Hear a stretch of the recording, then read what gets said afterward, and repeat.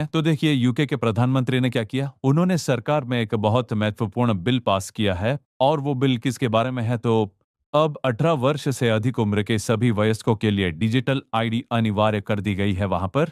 जैसे कि हमने अक्सर कहा है, प्रकाशित वाक्य अध्याय 13 वचन 16 से 18 में सबके दाहिने हाथ या उनके माथे पर एक छाप करा दी। ठीक उसी तरह एक चिप कॉन्सेप्ट लेकर आ रहे हैं डिजिटल आईडी।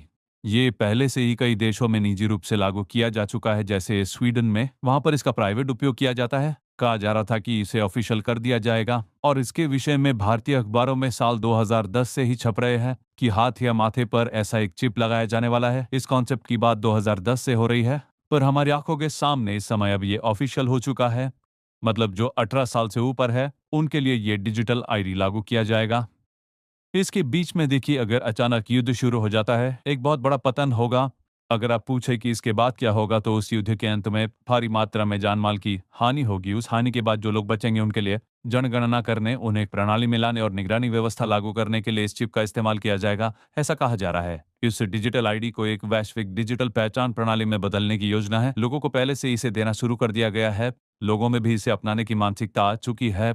लेकिन अब ऑफिशियली सरकार ने कह दिया है। इसमें जो सबसे बड़ी बात है, पूरी दुनिया में बाइबल पहुंचाने वाले लोग ये ब्रिटिश सरकार ही थे। उसी बाइबल में इसके बारे में लिखा गया है कि दाहिने हाथ और माथे पर यह छाप होगी। पर वहां पर इसका विरोध नहीं किया जा रहा। वहां कई बातों का विरोध होता रहता है, पर ऐसा कुछ बाइबल में लिखा गया है। ऐसा कोई भी कानून लागू करने से पहले वहां पर राजा के पास, चार्ल्स राजा के पास जाकर उन्हें हस्ताक्षर लेने होते हैं। वही उनकी परंपरा है। उसमें जूरी कमेटी होती है। उनका कार्य यह होगा कि वे इन सभी बातों को सार्वजनिक रूप से सही और उपयुक्त माने जो कोई कानून लागू होता है। तो रानी एलिजाबेथ के शासनकाल में यह लागू हुआ था। अब देखिए, बाइबल में जो अंत समय के बारे में कहा गया था, वो समय धीरे धीरे आ रहा है टेक्नोलॉजी और विकास के नाम पर।